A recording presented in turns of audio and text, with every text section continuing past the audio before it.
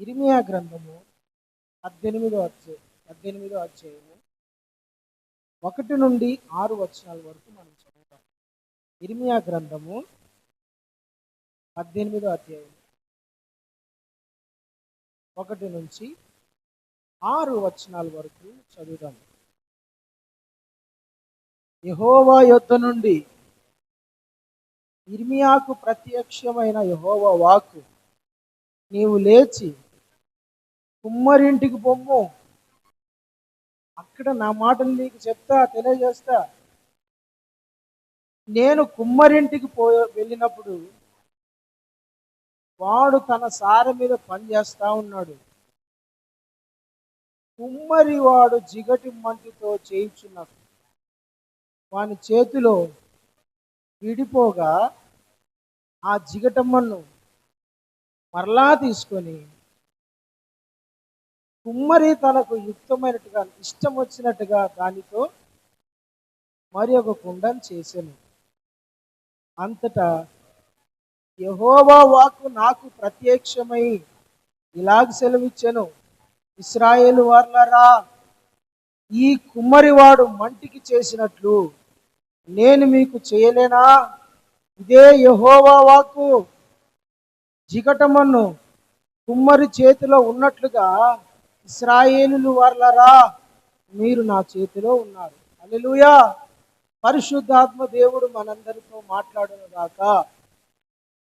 భక్తుడైన ఇర్మియా తన ఇంట్లో ఉన్నప్పుడు దేవుడు అతనితో మాట్లాడుతున్నాడు. ఇర్మియా అనే భక్తుడు ప్రవక్త, అతను ఒక దైవజనుడు. అతని ఇంట్లో ఉన్నప్పుడు దేవుడు వాక్యము ద్వారా అతనితో మాట్లాడుతున్నాడు. ఏమని? ఇర్మియా, నువ్వు లేచి కుమ్మరి వాని ఇంటికి పో. కుమ్మరి వాని ఇంటికి పోయినప్పుడు అక్కడనే నేను నీతో మాట్లాడతా. ఇర్మియాతో దేవుడు మాట్లాడుతాను. చెప్పు ప్రభువా, చెప్పండి, ఏం మాట్లాడతారు, ఏం వినాలి, చెప్పు ప్రభువా నాతో అన్నప్పుడు నేను ఇక్కడ ఏం చెప్పను, నేను నీతో ఏం మాట్లాడను. నువ్వు లేచి కుమ్మరి వాని ఇంటికి పో, అక్కడ నేను నీతో మాట్లాడతా. హల్లెలూయా. దేవునికి స్తోత్రం కలుగునుగాక. మనము గ్రహించాల్సిన ఒక విషయం ఏంటంటే, దేవుడు ఒక్కొక్కసారి డైరెక్ట్గా మనతో మాట్లాడడు. ఒక్కొక్కసారి డైరెక్ట్గా దేవుని వాక్యంతో కూడా మాట్లాడడు. చాలాసార్లు ప్రార్థన చేసినా, దేవుని సన్నిధిలో ఉపవాసం ఉన్నా, దేవుని సన్నిధిలో కనిపెట్టినా, దేవా నువ్వు నాతో మాట్లాడని మనము అడిగినప్పుడు దేవుడు డైరెక్ట్గా ఒక్కొక్కసారి మనతో మాట్లాడు. ఇండైరెక్ట్గా దేవుడు మనతో మాట్లాడతాడు. సందర్భాన్ని బట్టి, అక్కడ జరిగే సిచ్యువేషన్ని బట్టి, పరిస్థితిని బట్టి, మనిషిని బట్టి, లేదంటే కొన్ని ఉదాహరణలతో దేవుడు మాట్లాడతాడు. ఇర్మియాతో దేవుడు ఏం మాట్లాడతాడు? ఇక్కడ నేను నీతో మాట్లాడను, కానీ నువ్వు కుమ్మరింటికి పో.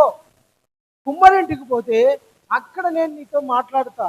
అంటే ఆ కుమ్మరి చేసే పని చూసి నీకు కొన్ని పాఠాలు నేర్పిస్తా. ఆ కుమ్మరి వాడు సార మీద జిగటమంటితో కుండం చేస్తా ఉన్నప్పుడు నీకు కొన్ని పాఠాలు నేర్పిస్తా అన్నాడు. హల్లెలూయా. లేచినాడు, కుమ్మరి వాని ఇంటి దగ్గరికి పోయినాడు. ఈ కుమ్మరి వాళ్ళంటే తెలుసు కదా మీకు, కుండలు చేసే వాళ్ళను కుమ్మరి వాళ్ళు అంటారు. ఇప్పుడు వాళ్ళకి తెలియదు. కొంతమంది కుమ్మరి వాళ్ళు అంటే ఎవరన్నా అని అనుకుంటారు. కుండలు ఆ కాలము తర్వాత మట్టి పాత్రలు చేసే వాళ్ళని ఏమంటారంటే, మట్టితో చేసే పాత్రలను వాళ్ళను కుమ్మరి వాళ్ళు అంటారు. ఇప్పుడు మట్టి పాత్రలు ఎవరిందల్లో కూడా లేవు. అంత స్టీల్, తర్వాత ఇత్తడి, రాగి కదా. కొంతమంది వెండిలో, బంగారంలో కూడా తినే వాళ్ళు ఉన్నారు, కానీ ఎక్కువ శాతము మట్టి గిన్నెలు, మట్టి కుండలు, మట్టి బాణలు కూడా చాలా చోట కనపడడం లేదు. సిటీస్లలో అయితే హైదరాబాద్, బెంగళూరు ఇట్లాంటి పెద్ద పెద్ద సిటీలలో అయితే కుండ కూడా, బాణలు కూడా కనపడవు. ఓన్లీ ఫ్రిడ్జ్లలోనే వాటర్ తాగడానికి ఉంటుంది, అంతే. కుండలు ఇవన్నీ ఉండవు. పల్లెటూర్లలో ఇప్పుడు కూడా ఎవరో కుండలలో, మట్టి కుండలలో వాడుతున్నారు అంటే ఇంకా అది చాలా రేర్. ఆ కుండలను వేసిన వాళ్ళు ఎవరంటే కుమ్మరింటికి పోనానా, అక్కడ నేను నీతో మాట్లాడతా, నేను నీకు కొన్ని విషయాలు చెప్తా అంటే ఇర్మియా లేచి కుమ్మరింటికి పోయినాడు. కుమ్మరింటికి పోయినప్పుడు ఆ కుమ్మరి ఏం చేస్తానంటే జిగట మట్టి తీసుకొని సారె ఉంటుంది కదా, సారె దాని మీద పట్టి అది అది తిరుగుతూ ఉంటే దాన్ని తిప్పి దాని మీద జిగటమని వేసి దాని మీద కుండ చేయడం స్టార్ట్ చేశాడు. కుండ చేస్తూ ఉన్నాడు. కుండ చేస్తూ ఉన్నప్పుడు అది ఒక మంచి షేప్కి వచ్చింది. షేప్కి వచ్చినప్పుడు ఆ కుండ అతని చేతిలో నుండి ఆ మట్టి జిగటమని ఏమైపోయింది, జారిపోయింది. జారిపోయినప్పుడు ఆ కుమ్మరి ఏం చేసినాడు, ఆ కుండను మరలా ఆ మట్టిని ఆ జిగటమ్మని పడిపోయిన ఆ జిగటమ్మను మళ్ళా సారె పైన దాన్ని పెట్టుకొని మళ్ళా తనకి ఇష్టం వచ్చిన రూపంలో తయారు చేస్తా ఉన్నాడు. హల్లెలూయా. ఇది పడిపోయింది, లేదంటే ఈ కుండ పాడైపోయింది, నేను చెయ్యాలనుకున్న ఐటమ్ లేదంటే వస్తువు లేదంటే ఒక రూపము అది నా చేతిలో ఉన్నప్పుడు జారిపోయి పాడైపోయింది కాబట్టి ఈ మట్టి పనికిరాదని తీసుకొని పక్కన పడేయలేదాన్ని. దాన్ని ఏం చేశాడంటే పక్కన పడేయకోకుండా మరలా దాంతో తనకి ఇష్టం వచ్చినట్టుగా ఒక కుండను చేయడం స్టార్ట్ చేసినాడు.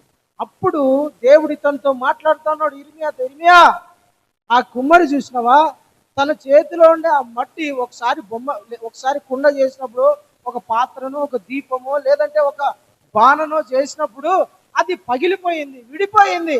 అయితే దాన్ని పడేలే కదా ఆ కుమ్మరివాడు. మళ్ళా ఏం చేస్తాడు, అదే మట్టిని మళ్ళా తనకి ఇష్టమైన రూపంలో తయారు చేస్తున్నాడు కదా.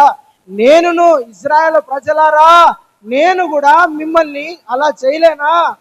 పడిపోయిన మిమ్మల్ని, చెడిపోయిన మిమ్మల్ని, పతనమైపోయిన మీ బ్రతుకులను, పాడైపోయిన మీ బ్రతుకులను నేను మరలా తిరిగి కట్టలేనా? మళ్ళా తిరిగి బాగు చేయలేనా? ఒక కుమ్మరి వాడే ఆ విధంగా తయారు చేస్తుంటే మిమ్మల్ని నా పోలికలో నేను చేసుకున్న మిమ్మల్ని మీరు పడిపోతే, చెడిపోతే, పాడైపోతే, పతనమైపోతే నేను మళ్ళా తిరిగి మిమ్మల్ని కట్టలేనా? మీ జీవితాలను బాగు చేయలేనా? మీ జీవితాలను నేను సరి చేయలేనా? ఇక కుమ్మరివాడు కుండలు చేసినట్లు నేను కూడా మీకు చేస్తా. అయితే మీరేం చేస్తున్నారంటే నా దగ్గర విచారణ చేయడంలా, నాకు అప్పగించుకోవడంలా, నేను ఆ కుమ్మరివాడు మళ్ళా ఆ మట్టి ముద్దను తీసుకుని తనకి ఇష్టమైన రూపంలో చేసినట్టు నేను కూడా మిమ్మల్ని చేయాలని ఇష్టపడుతున్నా. హల్లెలూయా, దేవునికి స్తోత్రం. దేవుడు కూడా ప్రియమైన దేవుని పిల్లరా, పడిపోయిన మనల్ని, పడిపోయిన ఒక వ్యక్తిని, పడిపోయిన ఒక సంస్థను, పడిపోయిన ఒక భక్తుల్ని మళ్ళా దేవుడు ఏం చేయాలనుకుంటాడో తెలిసిన, రీబిల్డ్ చేయాలనుకుంటున్నాడు. హల్లెలూయా, దేవునికి స్తోత్రం. మళ్ళా తిరిగి కట్టే దేవుడు మన దేవుడు, బాగు చేసే దేవుడు, సరి చేసే దేవుడు, మళ్ళా ఒక కొత్త పాత్రగా మార్చే దేవుడు ఆయన. కుమ్మరి ఎట్టయితే కుండను పడిపోయినా, మీరు ఎప్పుడైనా చూసారా? సారే ఆ కుమ్మరి వాళ్ళ ఇంటికి వెళ్ళినారా? ఎప్పుడైనా పోయినారా? వెళ్ళినారా? వెళ్ళలేదా? కుమ్మరి వాళ్ళు కుండలు చేసేటప్పుడు మీరు దగ్గర ఎప్పుడైనా చూసినారా? కుండలు, పాత్రలు చూసినారా? ఎంత శ్రద్ధగా చేస్తాంటే తెలిసిన. ఒకసారి అది బాగా నీట్గా ఇంత ముద్ద తీసుకొని ఆ సారెను బాగా తిప్పి తిప్పి తిప్పి తిప్పి బాగా స్పీడ్గా తిప్పి దాని మీద మట్టి దవాను కొట్టి కొన్ని నీళ్ళు తీసుకొని తనకి ఇష్టమైన పాత్ర లేదంటే ఒక పూజ లేదంటే ఒక సట్టం అంటారు కదా, ఏమంటారు దాన్ని, సట్టను ఏదో అంటారు కదా, మూకట, గిన్న, బాణ, అవన్నీ పాతకాలం మాటలు. ఇప్పుడు నాకు అర్థంగా మీకు అర్థంగా అవన్నీ సారి మీద చేస్తుంటే బాగా నిదానంగా ఒక షేప్లో ఒక రూపంలోకి తీసుకొస్తా ఉన్నప్పుడు అది మధ్యలో ఒక్కొక్కసారి ఏమవుతుందంటే స్పీడ్గా తిరగడం ఏదో సంథింగ్ మధ్యలో అది ఏమవుతుందంటే పగిలిపోతుంది, జారిపోతుంది మన్ను. మళ్ళా ఏం చేస్తాడు, దాన్ని మళ్ళా తీసుకొని ఒక ముద్దగా చేసి మళ్ళా రూపం తీసుకొస్తాడు. హల్లెలూయా. మన దేవుడు కూడా మనల్ని మళ్ళా ఒక రూపంలోకి తీసుకురావడానికి ఇష్టపడుతున్నాడు. ఆదామును దేవుడు తన సొంత చేతులతో జిగట మంటితో నరుణ్ణి నేల మట్టితో తీసి ఏం చేసినట్ట, ఒక రూపంగా చేసి అతని నాసిక రంధ్రాలకి ముక్కులేకి జీవ వాయువును దేవుని ఊపిరిని ఊదినప్పుడు ఆదాము జీవాత్మయను దేవుడు తన చేతులతో తన స్వరూపంలో ఒక మట్టిని తీసుకొని ముద్ద మొత్తం చేసి తన రూపము ఆయన పోలిక ఎట్టుంటుంది అట్లే ఒక మనిషిని చేసినాడు. చేసిన మనిషి చేసిన బొమ్మ, ఆ బొమ్మ ముక్కులేక నాసిక రంధ్రాలకు దేవుని ఊపిరి ఊదినప్పుడు అతడు బ్రతికినాడంట. హల్లెలూయా. బ్రతికిన వ్యక్తి, జీవం పోసుకున్న వ్యక్తి, దేవుని స్వరూపంలో ఉన్న వ్యక్తి, దేవుని పోలికలో ఉన్న వ్యక్తి, దేవుని గుణగణాలలో ఉన్న వ్యక్తి, దేవుని స్వభావంలో ఉన్న వ్యక్తి, దేవుని మహిమలో ఉన్న వ్యక్తి ఒకానొక టైంలో మనిషి మాట విని పడిపోయినాడు, చెడిపోయినాడు. ఆ పాత్ర ఏమైపోయింది? పడిపోయింది. దేవుడు మళ్ళా ఆ పాత్రను తిరిగి కట్టడానికి, బాగు చేయడానికి నజరేయుడైన యేసు శరీరధారిగా మారి ఈ భూమి మీద కలువరి శిలువలో మరణించి రూపం పోగొట్టుకున్న, స్వరూపం పోగొట్టుకున్న, దేవుని మహిమను పోగొట్టుకున్న, దేవుని పోలికను పోగొట్టుకున్న ఆ మనిషిని మరలా తిరిగి బాగు చేయడానికి దేవుడు భూమి మీదకి దిగి వచ్చాడు. హల్లెలూయా, హల్లెలూయా. ఒక మనుషుని ద్వారా పాపము ద్వారా మరణము లోకములోకి ఎలా ప్రవేశించనో అలాగే ఒక మనుషుని ద్వారా ఏమొచ్చిందంట? నిత్య జీవం వచ్చింది. ఒక మనిషిని ద్వారా పాపం ద్వారా మరణము లోకంలోకి వచ్చి మనిషి జాతిని అంతా పడగొడితే, అదే మనిషి రూపంలో పోలికలేకి వచ్చిన నజరేయుడైన యేసు ద్వారా కృపయు నిత్య జీవము మనకు వచ్చింది. అంటే పడిపోయిన మనిషిని, పతనమైపోయిన మనిషిని, చెడిపోయిన మనిషిని, దేవునికి దూరం అయిపోయిన మనిషిని, దేవుని పోలిక స్వరూపం పోగొట్టుకున్న మనిషిని ప్రభు అయిన యేసుక్రీస్తు ప్రేమను చూస్తున్నారా, తానే బలి అయి తానే ప్రాణం పెట్టి మళ్ళా ఈ మనిషిని ఒక పోలికలోకి తీసుకురాబోతున్నాడు. హల్లెలూయా, హల్లెలూయా. దేవునికి స్తోత్రం కలుగునుగాక. ఇప్పుడు శ్రద్ధగా వినండి, దేవుని మాటలు నేను విభజిస్తా చెప్తాను. ఇప్పుడు దేవుడు ఇర్మియాకి చెప్పాడు కదా, ఈ కుమ్మరివాని ఇంటికి పొమ్మని. కుమ్మరివాడు ఎవరంటే పరమదేవుడే, ప్రభు అయిన యేసుక్రీస్తే పరమ కుమ్మరి. మన ప్రభువే కుమ్మరి. ఆయనే మొట్టమొదటి మట్టితో జిగట మన్నితో రూపాన్ని వేసింది ఆయనే. భూమి మీద మొదటి కుమ్మరి ఎవరండి? చెప్పండి, ఎవరు? భూమి మీద మొదటి కుమ్మరి మన ప్రభు అయిన యేసుక్రీస్తే, మన దేవుడే.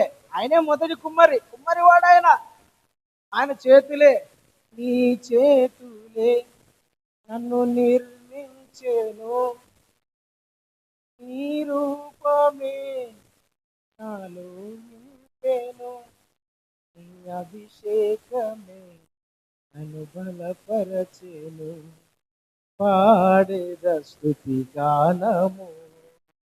దేవుని చేతులే మనిషిని ఏం చేసిందంట? రూపాన్ని, మనిషిని డిజైన్ చేసింది. హల్లెలూయా. దేవుడే మొట్టమొదటిగా పరమ కుమ్మరి అయినాడు ఆయన. ఈ పరమ కుమ్మరి పడిపోయిన, చెడిపోయిన, పతనమైపోయిన, జారిపోయిన బ్రతుకులను తిరిగి బాగు చేయగలిగిన దేవునికి స్తోత్రం. హల్లెలూయా. అయితే కుమ్మరి ఓ పాత్రను చేయాలంటే ఏం కావాలా? మరి ఒక పాత్రను చేయాలా, ఒక కుండను చేయాలా, ఒక బాణ చేయాలా? ఏం కావాలండి? మట్టి కావాలి. మట్టి కావాలి కదా. ఈ మన్నెక్కడు అంత భూమి మీద ఉన్న మట్టి అంతా ఒక ఒక పాత్ర చేయడానికి, ఒక వస్తువు చేయడానికి పనికి వస్తుంది అంటదా? భూమి మీద ఉన్న మన్నంతా పనికి వస్తుందా? భూమి మీద కనపడే మన్నంతా పాత్రకు సారి మీదకి వస్తుందా? అది పనికి వస్తుందా? కుండలు చేయడానికి, పాత్రలు చేయడానికి, మూకటలు చేయడానికి పనికి వస్తుందా? పనికిరాదు. అంత మట్టి పనికిరాదు. భూమి మీద ఉండే మట్టల్లా కుండలకు పనికిరాదు, వస్తువులకు పనికిరాదు. అది దానికి ఒక ప్రత్యేకమైన సపరేటు మట్టి కావాలి. ఎర్రమట్టి తీసుకొని వస్తారు, మంచి నున్నటి మట్టి తీసుకొని వస్తారు కదా. భూమి మీద ఉన్న భూమి అంతా ఎదుగుతారు మనుషులు, ఎక్కడ ఎర్ర నేల ఉంది, ఎక్కడ ఎర్ర మట్టి ఉంది, ఎక్కడ కుండలకు పనికొచ్చే మట్టి ఉంటుంది, ఎక్కడ పాత్రలకు పనికొచ్చే మట్టి ఉంటుంది అని ఈ కుమ్మరి ఏం చేస్తాడంటే ఫస్ట్ పొలంలోకి వెళ్తాడు, భూమిలోకి వెళ్తాడు. భూమిలోకి పోయి మట్టిని పరీక్షిస్తాడు. నేల మీద కానీ వాళ్ళ ఇంటి పక్కన ఉండే కూడా మట్టి ఉంటుంది, ఆ మట్టి పనికిరాదు. మన ఇంటి పక్కన ఉంటుంది. ఆ మట్టి పనికిరాదు, ఇసుక పనికిరాదు, కరుకు నేలలో ఉండే మట్టి పనికిరాదు. ఏ మట్టి పనికి వస్తుందంటే పాత్రకి పనికి వచ్చే మట్టి ఏదంటే ఎర్రటి నేలలోంచి తీసుకొని వస్తాడు ఆ కుమ్మరి. హల్లెలూయా, దేవునికి స్తోత్రం కలుగును గాక. ప్రభు అయిన యేసుక్రీస్తు కూడా మనల్ని లోకములో నుండి ప్రత్యేకించుకున్నాడు. భూమి మీద చాలా మంది ఉంటే, భూమి మీద లక్షల కోట్ల మంది ప్రజలు ఉంటే వాళ్ళందరినీ కాదని ప్రభు నిన్ను నన్ను ఎంచుకున్నాడండి. నీవు ఒక ప్రత్యేకమైన దానివి, ప్రత్యేకమైన వాడివి. దేవుని దృష్టిలో నువ్వు ఒక special, you are the special person. నువ్వు ఒక ప్రత్యేకించబడిన దానివి, ప్రత్యేకించబడిన వాడవి. నువ్వు మామూలు పర్సన్ కాదు. హల్లెలూయా, దేవునికి స్తోత్రం కలుగును గాక. లూకాసు సువార్తలో ఉంటుంది, ఆ మాట చదవండి ఒకసారి. లూకాసు సువార్త 15వ అధ్యాయము 19వ వచనం.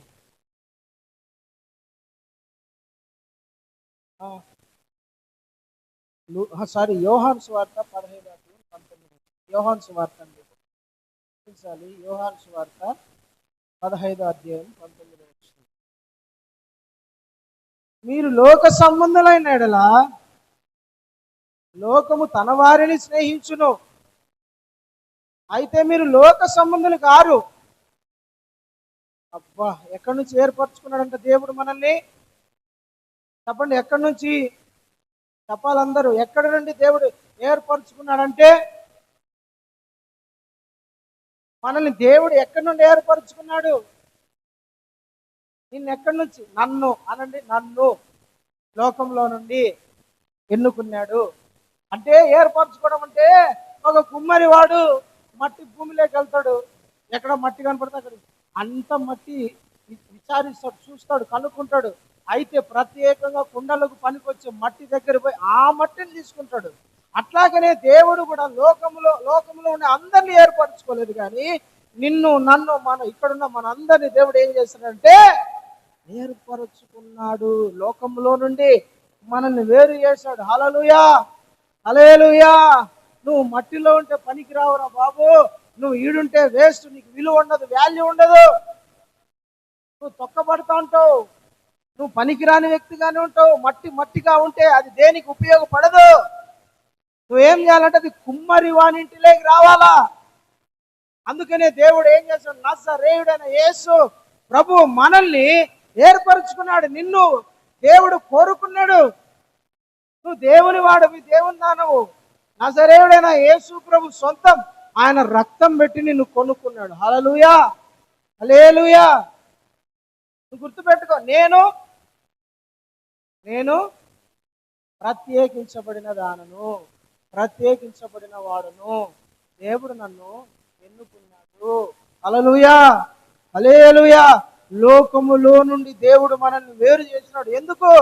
ఒక అద్భుతమైన పాత్రగా దేవుడు నేను తయారు చేయను, ఒక అందమైన పాత్రగా దేవుడు నేను తయారు చేయను, ఒక దేవునికి నచ్చిన పాత్రగా దేవుడు నిన్ను తయారు చేయను. లోకంలో నుండి ఎన్నుకున్నాడు. ఎందుకు దేవుడు నిన్ను ఎన్నుకున్నాడు?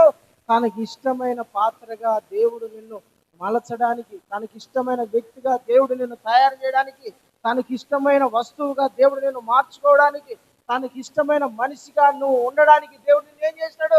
లోకంలో నుండి సపరేట్ చేసినాడు. ఎందుకు? దేవునికి ఇష్టమైన పాత్రగా నువ్వు ఉండాలని. హల్లెలూయా, హల్లెలూయా.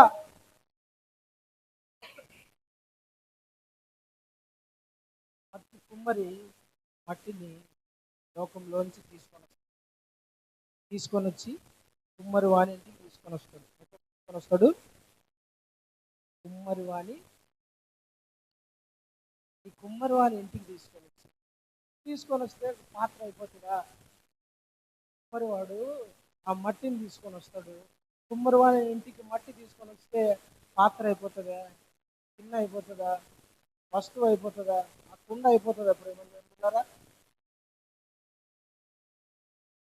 అయ్యగారు మట్టి తీసుకొని వచ్చి ఆ బండి మీదనో ట్రాక్టర్ మీదనో తీసుకొని వచ్చి కుమ్మరి ఇంటి దగ్గర ఆ మట్టిని అట్లా దించేసి పెట్టుకుంటాడు.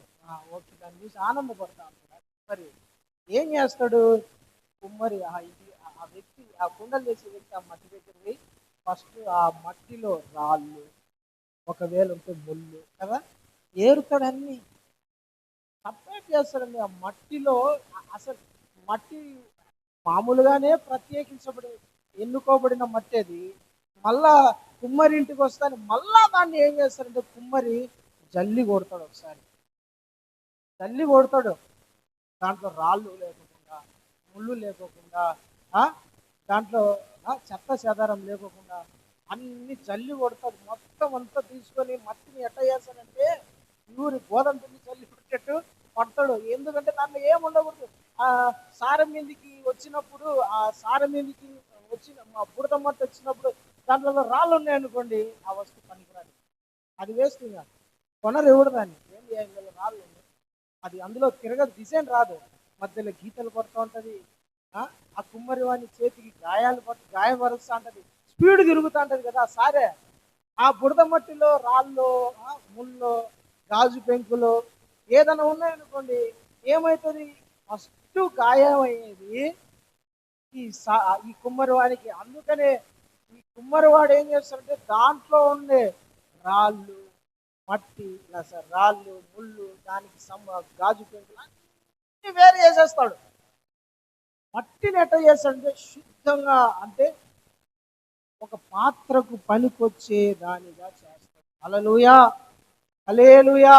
ప్రియమైన దేవుని పిల్లారా, దేవుడు మనలను వేరు చేసి మనలోనున్న, మన హృదయంలోనున్న, మన ఆలోచనలోనున్న రాళ్ళు యేసేమన్నాడు ఇర్మియాతో, నీలో రాతి కుండను తీసేసి మాంసపు కుండను అమర్చేదను. మనలో రాతి కుండను తీసేస్తాడు యేసయ్య. మనలో నుండి రాతి వంటి స్వభావాన్ని తీసేస్తాడు, ముళ్ళ వంటి స్వభావాన్ని తీసేస్తాడు, మనలో లోక సంబంధమైన ఆలోచనలు తీసేస్తాడు దేవుడు. మనల్ని ఎట్ట తయారు చేస్తారంటే అది మట్టి, అది పాత్రకు పనికొచ్చే, లేదంటే ఒక వస్తువుకు పనికొచ్చే, అదొక డిజైన్గా మారడానికి మంచి మట్టిగా మారుస్తాడు. హల్లెలూయా, దేవునికి స్తోత్రం కలుగును గాక. ఆమేన్. ఇప్పటి వరకు బాగానే ఉంటది. ఎప్పటి వరకు? మరి వాని ఇంటికి వచ్చి రాళ్ళు ఏరేంత వరకు బాగుంటుంది. తర్వాత అసలైన కథ స్టార్ట్ అవుతుంది. ఇప్పటి నుంచి స్టార్ట్ అవుతుంది ఆ కుండ తయారు కావడం. కుమ్మరి మట్టి నీటికి వేసి దాంట్లో నీళ్లు పోసి చేత్తో ఏమన్నాడు, దాన్ని కాళ్ళతో వేసి తొక్కుతాడు. ఏం చేస్తాడు? తొక్కుతాడండి దాన్ని బాగా నీట్గా అన్నగా తొక్కుతాడు వేసి. ఇంకా దాని రూపం కనపడకూడదు, దాని రూపం కనపడకూడదు. అది కిందిది పైకి, పైది కిందికి, ఇష్టం వచ్చినట్టు వేసి తొక్కి తొక్కి తొక్కి దాన్ని బుడత మట్టిగా చేస్తాడు. ఇప్పుడు దాన్ని నీట్గా తొక్కి తొక్కి తొక్కి తొక్కి పెడతాడు దాన్ని ఈ కుమ్మరివాడు. ఆయన పని కుండ తయారు కావాలంటే ఏం చేయాలంటే దాన్ని తొక్కాల. తొక్కుకోకుంటే అది కుండకు పనికిరాదు, తొక్కుకోకుంటే సారెపైకి పనికిరాదు, అది తొక్కకుండా దానికి విలువ ఉండదు. తొక్కలేదంటే అది ఒక వస్తువుగా తయారు కాదు, దాన్ని తొక్కాల్సిందే. ఇదే దాన్ని తొక్కాలా, దాన్ని అనగొట్టాలా, దాన్ని ఒక బుడదగా చెయ్యాలి. హల్లెలూయా. ఒక విశ్వాసి దేవునికి ఇష్టమైన పాత్రగా చెయ్యబడాలంటే దేవుని వాక్యమును శుద్ధి చేత కొట్టబడాల, దంచబడాలంట, తొక్కబడాలి. యెషయా గ్రంథము 53వ అధ్యాయము 10వ వచనములో ఉంటది, అతనిని నలగొట్టుటకు యెహోవాకు, చదవండి ఒక మాట, యెషయా గ్రంథము 53వ అధ్యాయం 10వ వచనం. కొంచెం యెషయా గ్రంథము 53వ అధ్యాయం 10వ వచనం.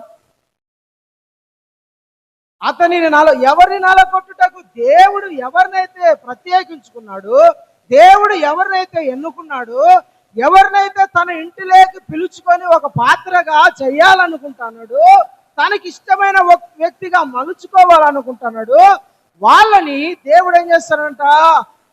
చదువునానా. అతనిని నలగొట్టుటకు యెహోవాకు ఇష్టమాయను. దేవుడు ఒక వ్యక్తిని నలగొడతాడంట. ఒక మంచి పాత్రగా తయారు కావాలంటే, సార మీదికి వచ్చి ఒక గిన్నెగా, ఒక వస్తువుగా తయారు కావాలంటే, ఒక కుండగా, ఒక బాణగా తయారు కావాలంటే దాన్ని ఏం చేయాలంట? తొక్కాలా, అది తొక్కబడాలా. తొక్కకుండా పాత్రగా తయారు కాదు, అది నల్ల కొట్టుకోకుండా దేవునికి ఇష్టమైన వ్యక్తిగా తయారు కాడు. నల్ల కొట్టుకోకుండా దేవునికి ఇష్టమైన రూపం లేకి ఆ వ్యక్తి రాడు, దేవుని స్వభావం లేకి రాడు ఆ వ్యక్తి. అందుకనే దేవుడు ఏం చేస్తాడంటే తొక్కుతాడు, నల్ల కొడతాడండి. మీరు భక్తులను అందరినీ ఒకసారి చూసుకోండి, బైబిల్ గ్రంథాన్ని తర్వాత పరిశీలించండి. ఎవరైనా ఆశీర్వదించడానికి ముందు, గొప్ప చేయడానికి ముందు ఏం చేస్తాడు తెలిసిన ఆ వ్యక్తులను నల్లకొడతాడు, విరుస్తాడు, నల్లకొడతాడు. ఒక వ్యక్తి ఆశీర్వదించబడాలన్నా, ఒక వ్యక్తి దీవించబడాలన్నా, దేవుని పోలికలేకి రావాలన్నా, దేవుని చిత్తమును చెయ్యాలన్నా ఆ వ్యక్తిని దేవుడు ఏం చేస్తాడంటే మొదట నల్లకొడతాడు, విరుస్తాడు, శ్రమల పాలు చేస్తాడు, గాయాలకు అప్పగిస్తాడు. అబ్రహామును దేవుడు పిలిచినాడు, ఒంటరిగా ఉన్నప్పుడు అబ్రహాముని పిలిచి, అబ్రహమా నేను నిన్ను గొప్ప జనంగా చేస్తా, నేను నిన్ను ఆశీర్వదిస్తా, నేను చెప్పిన చోటికి నువ్వు రా అంటనే అబ్రహాము దేవుడు చెప్పిన మాటకు విధేయత చూపి ఇంటిని, బంధువుల్ని, స్నేహితుల్ని, ఊరిని వదిలేసి వచ్చేసినాడు. ఎన్ని సంవత్సరాలకు దేవుడు ఆశీర్వదించినాడు అతన్ని? దగ్గర 25-30 సంవత్సరాల వరకు అతనికి టెస్టింగ్ టైం, అతనికి పరిశోధన టైం. అతన్ని నలగొడుతున్నాడు, అతన్ని విరుస్తున్నాడు, అతన్ని ఒక విషయం వాక్య ప్రకారం చెప్పాలని తొక్కుతున్నాడు. ఆ మట్టి ఒక అందమైన రూపంలోకి, దేవునికి ఇష్టమైన పోలికలోకి రావాలంటే ఏం చేయాలా? తొక్కాల. అబ్రహాముని దేవుడు ఏం చేస్తున్నాడు? తొక్కుతాన్నాడండి. ఈ పరమ కుమారు ఏం చేస్తున్నాడు? తన ఇంటిలోకి తీసుకొచ్చి ఆ మట్టిని బాగు చేసి దాంట్లో రాళ్ళు, రప్పలు, ముళ్ళలు అన్ని ఏరి పనికిరాని గాయపరిచేటండి ఆ స్వభావం అంటే అతనిలోకి తీసివేసి అతన్ని తొక్కడము స్టార్ట్ చేస్తాడు. అబ్రహామును కూడా నలపడము, విర్రగొట్టడము, శ్రమలకు అప్పగించడము, కరువు పాలైనాడు అబ్రహాము. మీరు తర్వాత చూసుకోండి, యుద్ధాలు చేయాల్సి వచ్చింది. ఒకనొక టైం వచ్చేసరికి దేవుడు అతన్ని ఏం చేస్తాడు? ఆశీర్వదించాడు. హల్లెలూయా. దావీదుని పిలిచాడు, గొర్రెలు కాసుకుంటా ఉండేవాడు హ్యాపీగా. యెహోవా నా బలమా, యథార్థమైనది నీ నామం, పరిపూర్ణమైనది నీ నామం. యెహోవా అని పాట పాడుకుంటా ఆ గొర్రెలను తిరుగుతా ఉండేవాడిని ఉండనీయకుండా దేవుడు ఏం చేసినాడు? అరే నువ్వు గొర్రెల మధ్య ఏంద్రా బాబు బతికేది, రా, నేను నిన్ను రాజుగా అభిషేకిస్తా, పట్టాభిషేకం చేస్తా, ఇజ్రాయేలులకు రాజుగా నేను నిలబెడతా, రా. దేవుడు పిలుచుకొచ్చాడు, అభిషేకించినాడు. చిన్న వయసులోనే 18-20 సంవత్సరాల వయసులో దావీదుని దేవుడు తీసుకొచ్చి అభిషేకించినాడు. దావీదు రాజు అవ్వడానికి ఎన్ని సంవత్సరాలు పట్టింది తెలిసినా? 35 సంవత్సరాలు, 38 సంవత్సరాలు. ఆ 38 సంవత్సరాలు ఎన్ని అనుభవించినట్టు తెలిసిన దావీదు?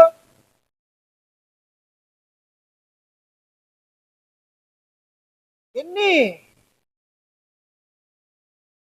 చంపడానికి సౌలు ఎదురు తిరుగుతున్నాడు, ఇల్లు వదిలిపెట్టేయాల్సి వచ్చింది, ఊరిని వదిలిపెట్టాల్సి వచ్చింది, కొండల్లో తిరగాల్సి వచ్చింది. సరైన ఫుడ్ లేదు, బెడ్ లేదు, నిద్ర లేదు, ఏం లేదు, పట్టించుకునే వాళ్ళు లేరు. అసలు ఘోరమైన పరిస్థితి. 40 సంవత్సరాలు దావీదు అరణ్యపాలు వయసులోనే. దావీదుకి ఎందుకని శ్రమలు, ఎందుకని అన్ని శ్రమలు అంటే దావీదునికి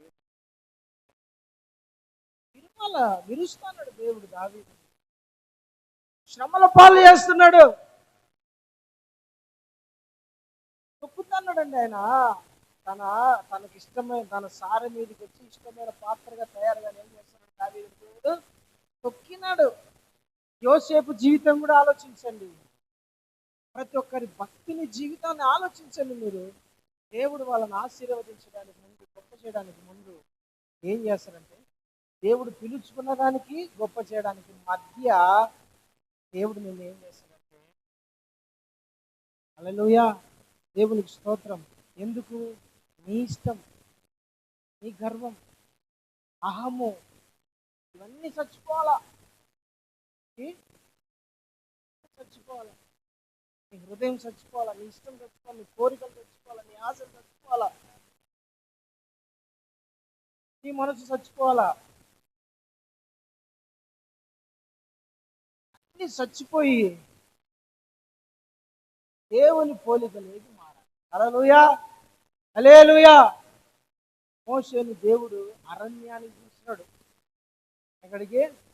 ఐగుప్తు ప్యాలెస్ లో, రాజభవనంలో ఎప్పుడు రాజభోగాన్ని అనుభవించేవాడు, డబ్బు మధ్య, రాజరికం మధ్య తల తూగుతూ ఉండేవాడు. ఎక్కడికి వచ్చినాడంటే రాజకోటలో రాజస్థానంలో అనుభవించినప్పుడు చిటికేస్తే వచ్చేది. తన ఇష్టం నెరవేర్చాల. ఇంకోటి ఏంటంటే మోషే గురించి రాయబడిన మాట ఏంటంటే అతడు అన్ని విషయాలలో ప్రవీణుడంట. ఎవ్రీథింగ్, ప్రతి విషయాలలో పర్ఫెక్ట్, ప్రవీణుడు. అలాంటి వాడిని దేవుడు తీసుకొచ్చి అరణ్యంలో గొర్రెలు మేస్తున్నాడు. తన ఇష్టం చచ్చిపోవాలి, కోపము సావాలి, ఆవేశము సావాలా, తన ఆశ చావాలా, అన్ని తన మనసు చంపుకొని దేవుని మనసుగా తన మనసు మారాలి. హల్లెలూయా. అందుకని దేవుడు ఏం చేస్తాడంటే మనల్ని నలగొడతాడు. దేవుని భక్తునికి ఎందుకు శ్రమలు వస్తాయి? నలగొడతాడు. ఎందుకంటే మన స్వభావం కావాలా.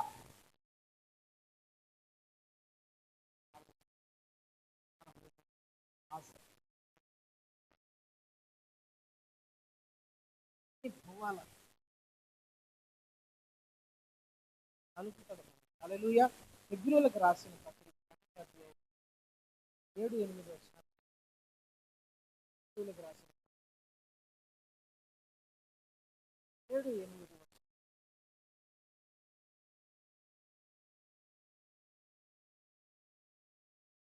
శిక్షాఫలము పొందుటకై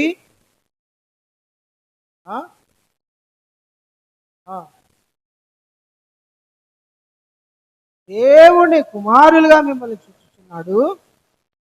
తండ్రి శిక్షింపని కుమారుడు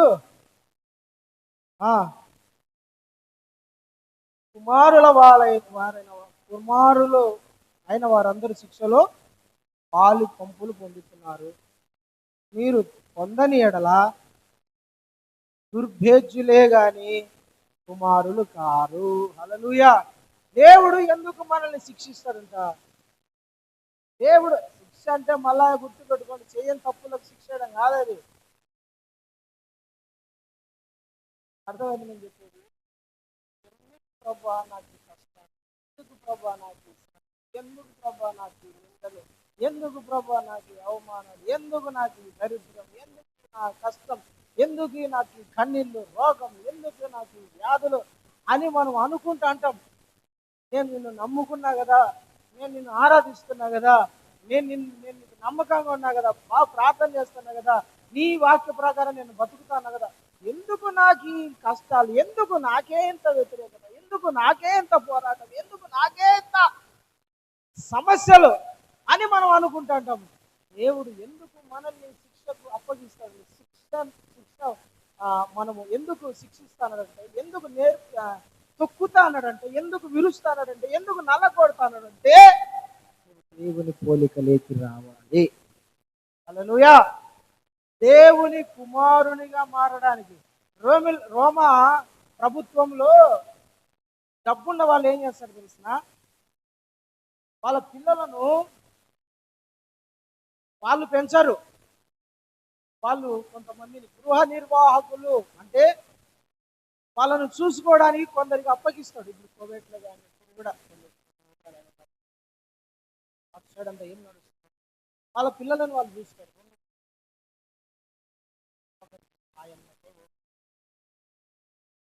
వాళ్ళు ఏం చేస్తారంటే వీళ్ళని పెంచాల.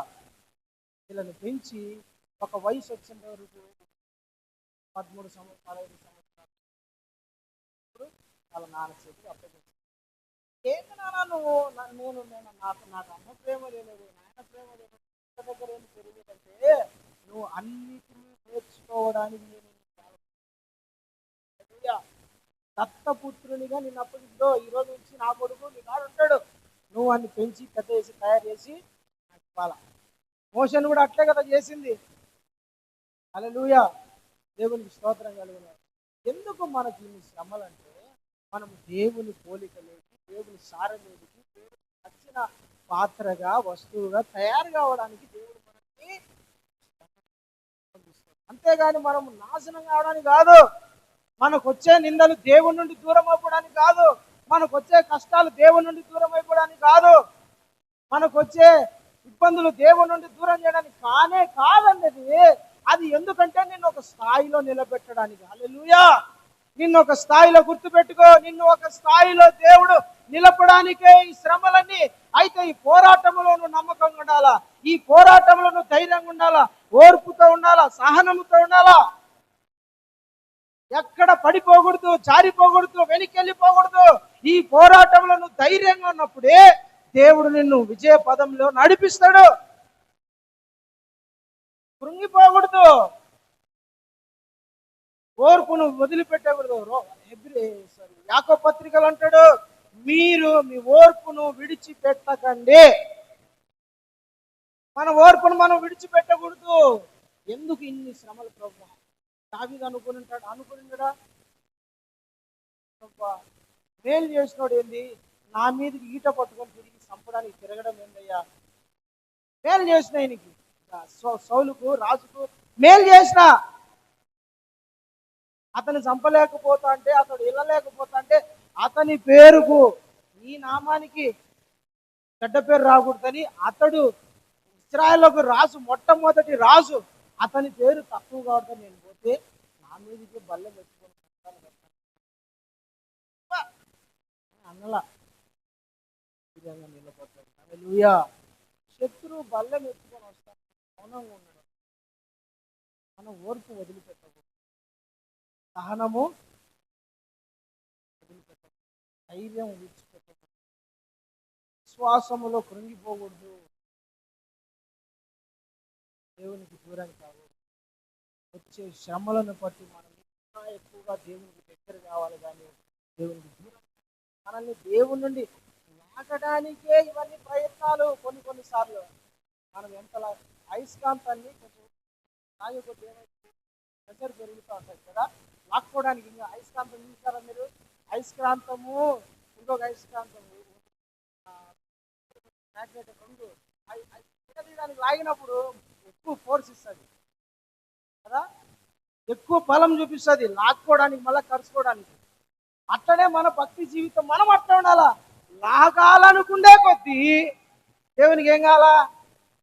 ఎక్కడైపోవాలి. హల్లెలూయా, దేవునికి స్తోత్రం కలుగును గాక. శ్రమలను బట్టి ఇవన్నీ బట్టి మనం పోకూడదు. ఎందుకు ఇవన్నీ వస్తానంటే, ఒక మాట మీకు చూపిస్తే అపోస్తుల కార్యాల గ్రంథం, అపోస్తుల కార్యాల గ్రంథం మాట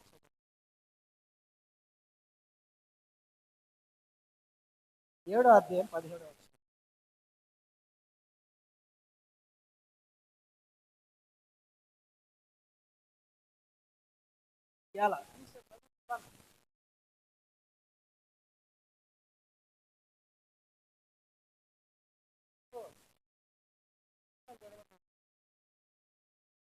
అయితే దేవుడు అబ్రహాముకు అనుగ్రహించిన వాగ్దాన కాలము సమీపించిన కొలది ప్రజల ఐగుప్తులు విస్తారముగా వృద్ధి పొందిరి. చాలక ఏంటంట, దేవుడు అబ్రహాముకు చేసిన వాగ్దానం దగ్గర పడే కొలది ఐగుప్తులు దేవుని ప్రజలు ఏం చేశారంట?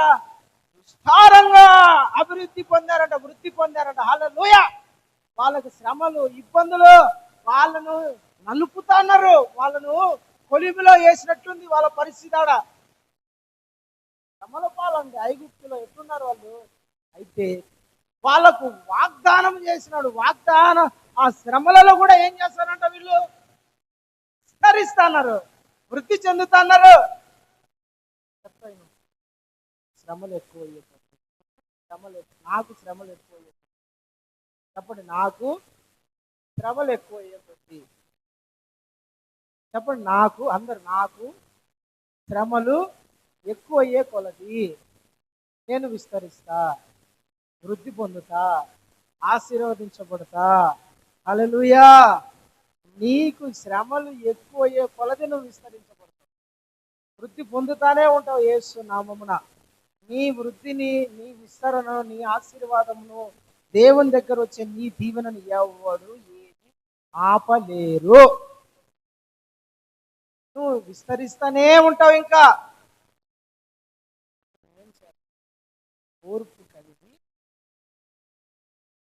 దేవుని వాగ్దానాలను పట్టుకొని ఓర్పు కలిగి ఉంటే దేవుడు మన జీవితంలో కార్యాలను చేస్తాడు. హల్లెలూయా, హల్లెలూయా. దేవునికి మహిమ కలుగును గాక. ఎంతవరకు తొక్కుతాడు తెలుసా దేవుడు మనల్ని? మరి ఎంతవరకు తొక్కుతాడంటే, మట్టి జిగట మట్టి మరి మట్టి మామూలు మట్టి ఏదో నీళ్లు పోసి తీసుకుంటే రాలేదు. రూపానికి రావాలంటే, సార మీద నిలబడాలంటే, ఒక షేప్లోకి రావాలంటే దాన్ని బాగా తొక్కాల. గోధుమ పిండిని కూడా ఎంత పిసికితే రొట్టె అంత బాగా వస్తుంది కదా. చపాతి చేసేవాళ్ళు, పరోటాలు చేసేవాళ్ళు. నాకు ఆ రహస్యం తెలియదు. నాకు రాక ఎన్నిసార్లు చపాతి చేసిన మళ్ళీ నాకు అర్థమైందంటే అసలైంది చపాతి పిండి దాన్ని తీసుకుంటే అంత కష్టంగా వస్తుంది పరోటా. అందరూ రాదంటారు. నాకు ఆ రహస్యం తెలియదు. నేను అనుకుంటానా దాంట్లో ఏంటంటే రకరకాల నూనె వేయాలని అనుకుంటాను. నేను ఎన్ని వేస్తేనే తయారవుతుంది ఏమో అని. కాదు కాదు, అందుకని వాళ్ళు వేసి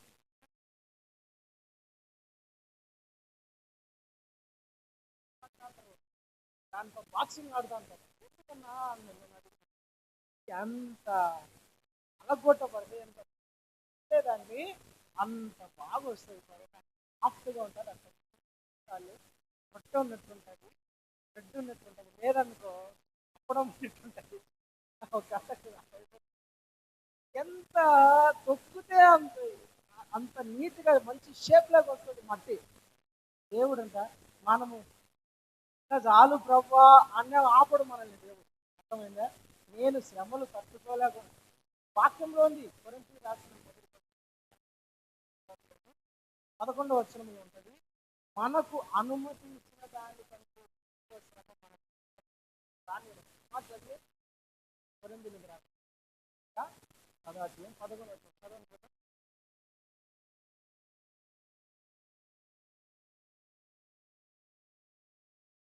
13 చదివండి. సాధారణముగా మనుష్యులకు కలుగు శోధన తప్ప మరి ఏదియూ మీకు సంభవింపలేదు. దేవుడు నమ్మదగిన వాడు, మీరు సహించగలిగినంత కంటే ఎక్కువగా ఆయన మిమ్మల్ని శోధింపనీయదు. అంతేకాదు, సహింపగలుగుటకు ఆయన శోధనతో కూడా తప్పించుకొని మార్గము కలుగచేయను. హల్లెలూయా. దేవుడు అంటే మనము ఎంత తట్టుకోగలమో అంతే దేవుడు మనకు శోధన అనుమతిస్తాడు. మనం ఎంత తట్టుకోవాలో అంతే. పైకి ఎంత పెట్టాలో మంట పెట్టాలో అంతే. ఉడకబెట్టిన దానికి, బాయిల్డ్ దానికి అయితే అంతే. పైకి ఒకటే మంట పెట్టి ఉడకదానికి ఒకటే మంట పెట్టి మాడిపోతుంది. దేవుడు మనకు ఎంత శోధన మన జీవితంలో మనం తట్టుకోగలము అంతే అనుమతిస్తాడు. ఎక్కువ అనుమతించాడు దేవుడు మనకు.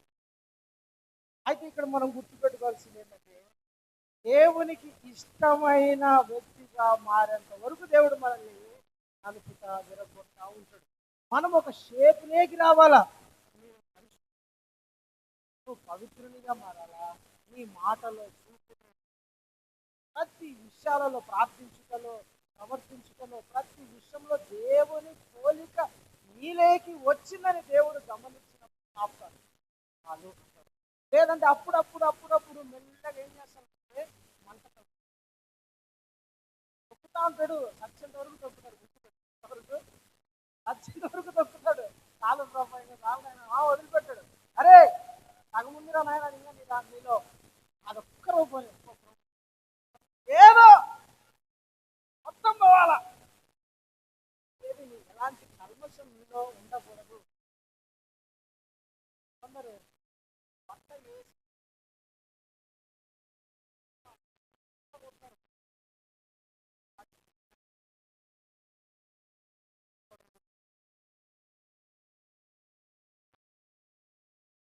పోవాలి. పోవాలంటే ఎంత కొడితే అంత మురిగిపోతుంది, ఎంత రుచితే అంత మురిగిపోతుంది. మనము దేవుని పోలికలు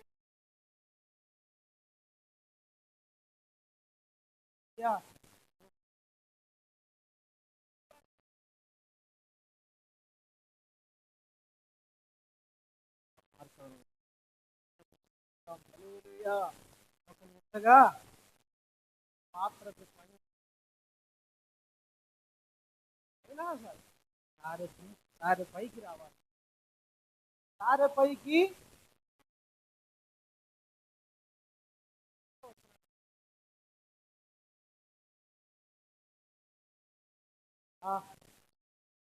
మీరు ఈ లోక మర్యాదను అనుసరించక ఆ ఆ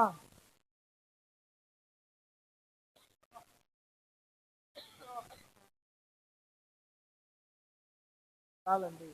ఉత్తమును అనుకూలమును సంపూర్ణమైన దేవుని చిత్తమును పరీక్షించి, అక్కడ ఈ మరి మట్టితో కుండను చేసినప్పుడు జారిపోయినప్పుడు మళ్ళీ ఏం చేస్తాడ, తనకు ఇచ్చ వచ్చినట్టు ఏంటంటే తనకు ఇష్టము వచ్చినట్లు, తనకు మనసుకు నచ్చినట్టు తయారు చేస్తాడు. ప్రభా నేను నా ఇష్టం వచ్చినట్టు, నా ఇష్టం వచ్చినట్టు నేను ప్రవర్తిస్తాడు. నచ్చినట్టు కాదురా బాబు, నాకు నచ్చినట్టు నువ్వు తయారు కావాలా.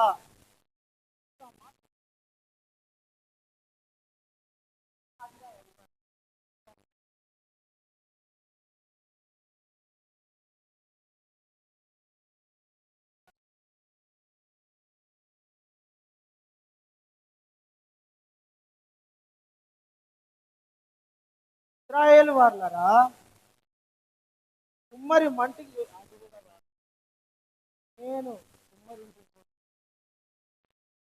నేను కుమ్మరింటికి వెళ్ళగా వాడు తన సారె మీద పని చేయుచుండను. కుమ్మరి వాడు జిగటి మంటితో చేసినట్టు జిగట మంటితో చేయుచున్న కుండ వాని చేతిలో విడిపోగా ఆ జిగటమును మరలా తీసుకొని కుమ్మరి వాడు తనకు యుక్తమైనట్లుగా ఎంత చేసినంత యుక్తమైనట్లుగా దానితో మరి ఒక కుండ చేశాడు. యుక్తమైనట్టుగా అంటే తనకు ఇష్టమైనట్టుగా, తనకు నచ్చినట్టుగా. తార మీదికి వచ్చినప్పుడు ఇంకా మన ఇష్టం ఉన్నదిడా, చాలా దేవుని చిత్తం ఉండాలి. దేవుని వాక్యము మన జీవితంలో నెరవేరాలి. దేవుని వాక్య ప్రకారంగా మనం బ్రతకాల. దేవునికి స్తోత్రం. హల్లెలూయా.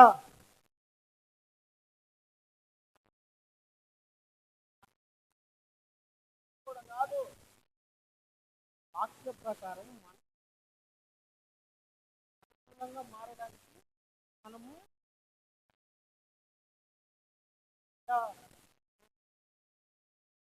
దేవునికి మనము ఆయనకి నచ్చిన వ్యక్తిగా, మనం ఆయనకు పనికొచ్చే వ్యక్తిగా మనం ఆర మీదకి వచ్చినా కూడా మన పని చేయకూడదు, మన ఆశలు పని చేయకూడదు, మన చిత్తం పని చేయకూడదు.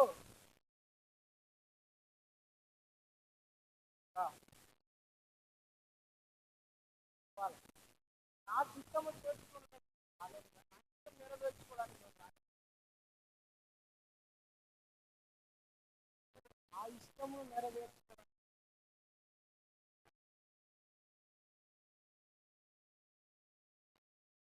అలా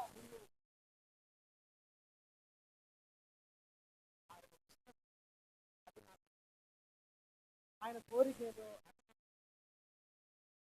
ఇష్టపడతాను,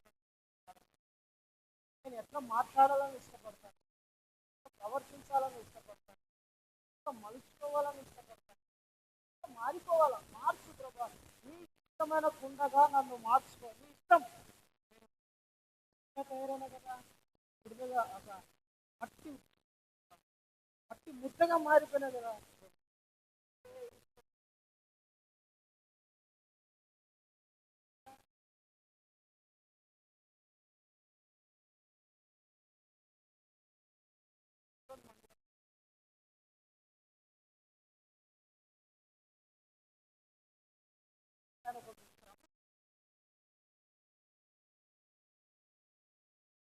ఎవరైనా రాలేదు, రక్షణ పొందిన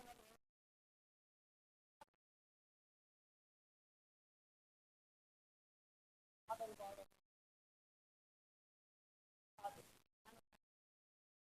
చర్చిలో చెప్తాడు, చాలా దాని దగ్గర చాలా నేను కలెక్టర్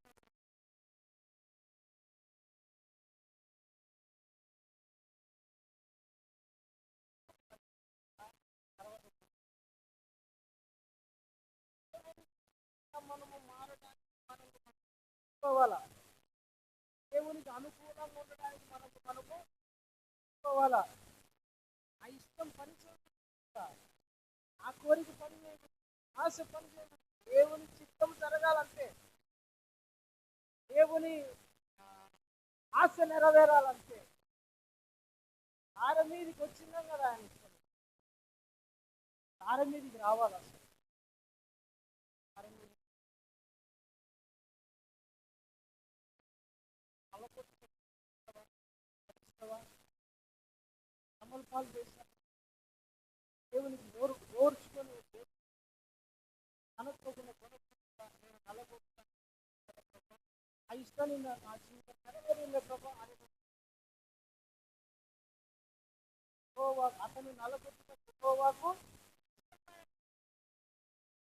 నీ ఆఫీస్లో నీవు పనిచేసే చోట కావాలని నీకు ఉద్యోగులు లేపుతాడు.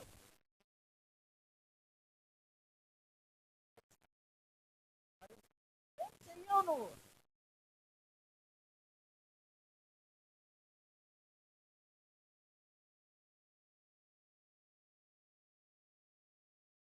చెప్పగలవా? హలో హలో, అర్థం చేయగలవా? లేదంటే దేవుడు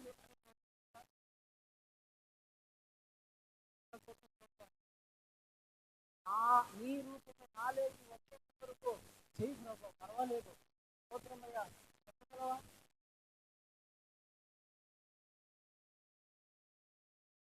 అవడం మరి వాడు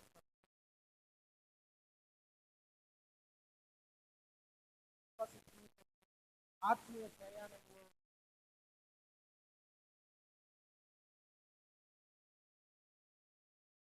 శ్రమలకు అప్పగించడాలు ఉంటాయి. హల్లెలూయా.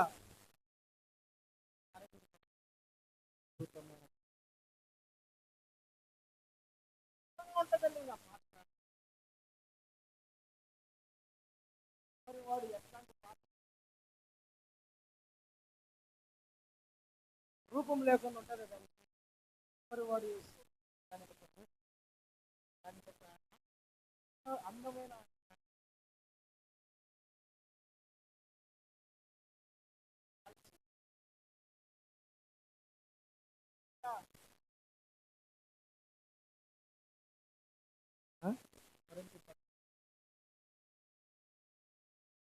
మహిమ చదవన మాట చదివి చదువునా. అయినను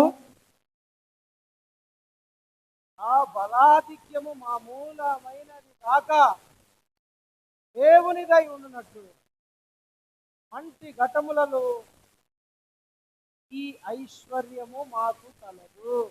హల్లెలూయా. ఏ ఐశ్వర్యము? యేసు క్రీస్తు అను ఐశ్వర్యం, సర్వ కృపానిధి అను ఐశ్వర్యం, నన్ను కనుగొనువాడు జీవమును కనుగొనును, ఐశ్వర్యము స్థిరమైన కలిమి వానికి కలుగును. ఏ ఐశ్వర్యం? యేసు అను ఐశ్వర్యము ఎక్కడికి వస్తుంది? ఘటం అంటే ఏంది? కుండ, పాత్ర అని అర్థం. ఎప్పుడైతే దేవునికి నచ్చిన పాత్రగా కుండగా తయారైతావో దేవుని మహిమ నీలోకి దిగి వస్తుంది, దేవుని కృప నీలోకి దిగి వస్తుంది, దేవుని శక్తి, దేవుని ప్రభావం నీలోకి దిగి వస్తుంది, దేవుని ఐశ్వర్యం నీలోకి దిగి వస్తుంది. హల్లెలూయా! అంతవరకు నువ్వు ఓపిక ఉండాలా. దేవునికి నచ్చిన పాత్రగా కుండగా తయారైనవా అన్ని నీ కాళ్ళ దగ్గరికి వస్తాయి. అన్ని నీ కాళ్ళ దగ్గర వస్తాయండి. గుర్తు పెట్టుకో ఈ మాట. అన్ని నా కాళ్ళ దగ్గర అనండి. అన్ని నా కాళ్ళ దగ్గరికి అనండి. విశ్వాసం లేదా మీకు? అన్ని నా కాళ్ళ దగ్గరకు వస్తాయి. వస్తాయి రావా బ్రదర్? వస్తాయి రావా? నా కాళ్ళ దగ్గరికి వస్తాయి రావా? నా కాళ్ళ దగ్గరికి నా కాళ్ళ దగ్గరికి వస్తాయి. నీ కాళ్ళ దగ్గరికి వస్తాయి రావా? వస్తాయి నా కాళ్ళ దగ్గరికి. నా కాళ్ళ దగ్గర హల్లెలూయా. కాళ్ళ దగ్గర వాగ్దానాలు ఉన్నాయి. నమ్ముతారా? అవమానపరిచిన ప్రతి ఒక్కరిని నేను కాళ్ళ దగ్గర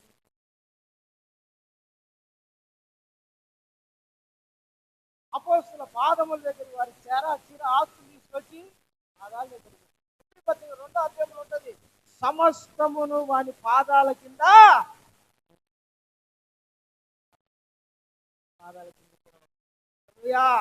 నీ కాళ్ళ దగ్గరికి తీసుకొస్తాడు దేవుడు. నీ కాళ్ళ దగ్గర మోకరిల్లేటట్టు చేస్తాడు. నీ కాళ్ళ దగ్గర ఉండేటట్టు చేస్తాడు దేవుడు. నీ కాళ్ళ దగ్గర వంచు తల వంగాలంటే యేసు నామమున అను. నా కాళ్ళ దగ్గర వంగుతాయి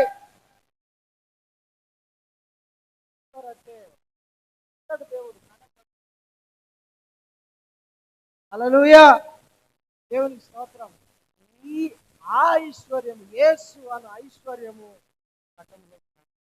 చట్టము తయారైతే, అంటే యేసుకి ఇష్టమైన పాత్రగా మనము తయారైపోతే దేవుని ఐశ్వర్యం మనలోకి వస్తుంది, దేవుని మహిమ మనలోకి వస్తుంది. అప్పుడు మనము ఈ లోకంలో ఐశ్వర్యవంతులుగా ఉంటాం, ఈ లోకానికి ఆశీర్వాదకరంగా ఉంటాం, ఈ లోకంలో దేవునికి ప్రతినిధులుగా ఉంటాం, ఈ లోకంలో దేవుని మహిమను మోసే వ్యక్తులుగా ఉంటాం, ఈ లోకంలో తల ఎత్తుకునే వాళ్ళగా ఉంటాం, ఈ లోకంలో మనము ఘనులుగా ఉంటాం. హల్లెలూయా, దేవుని స్తోత్రం. ఒకని ప్రవర్తన యెహోవా దృష్టికి ఇష్టమైన ఎడల వాని శత్రువులను సహితము మిత్రులుగా అట్ట మనం మారాలని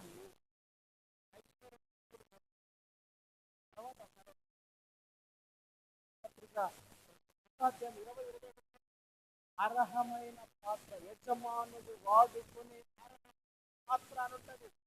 ఈ పాత్ర, ఈ కుండ, కుమ్మరి వాణి సారం మీద తయారైన ఈ పాత్ర దేవుడు ఏం చేస్తాడు?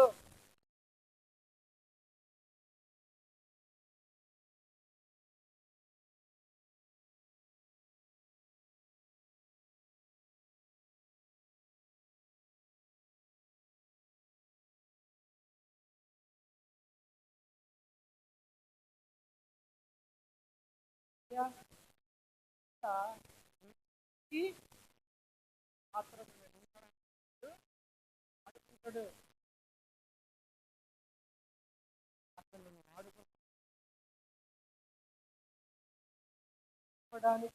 సారే పాటు స్త్రీ లాంటి వాళ్ళను ప్రభు వైపు నడిపించగలిగిన నా కడుపులో జీవజనుడు నదులు ఉన్నాయి. మన కడుపులో జీవజనులు అమ్మా, నేను ఇచ్చి నీళ్ళు తాగువాడు ఎన్నడూ కూడా తప్పుకున్నాడు. అదే నీళ్ళు, అదే కుండలో నీళ్ళు, అదే అభిషేకించబడిన నీళ్ళు, అదే ఐశ్వర్యమును నీళ్ళు రావాలి, ఈ పాత్రలోకి రావాలి. వచ్చినప్పుడు అనేక మంది దాహము తీర్చగలిగిన జీవజల నదిగా దేవుడు నేను అలాగే నేను మార్చునుగాక, వెలిగించే దీపముగా మార్చునుగాక, అనేక మందిని బలపరిచే వ్యక్తిగా పరిశుద్ధాత్మ దేవుడు నిన్ను మార్చునుగాక. ఆమేన్. అయితే నువ్వేం చేయాలా? సార మీదికి రావడానికి ఇష్టపడాలా. పక్కపడడానికి ఇష్టపడాలా, శ్రమలను సహించడానికి ఇష్టపడాలా, నిందలను భరించడానికి ఇష్టపడాలా, అవమానాలను భరించడానికి ఇష్టపడాలా, నష్టాలను ఎదుర్కోవడానికి ఇష్టపడాలా. ఎవరు ఎన్ని నీకు వ్యతిరేకమైన మాటలు మాట్లాడినా పోనీలే ప్రభా అనుకుంటే ఆత్మ నిగ్రహము, మనసు నిమ్మల మనసు నీకు ఉండాలా. మాత్రగా అప్పుడు దేవుడు తన మహిమతో ఐశ్వర్యంతో నిన్ను దేవుడు అట్టి కృపను మనందరికి, నాకు మనందరికి దయచేయను గాక. ఆమేన్, హల్లెలూయా. అందరూ మోకరిద్దామండి, ప్రార్థన చేద్దాం. దేవుడి వాక్యము మన హృదయంలో మీరు బట్టి ఫలింప చేయను గాక. కొందరు పరిశుద్ధాత్మ దేవుడు కృప చూపును గాక. ప్రార్థన చేద్దాం. హల్లెలూయా. ప్రార్థన.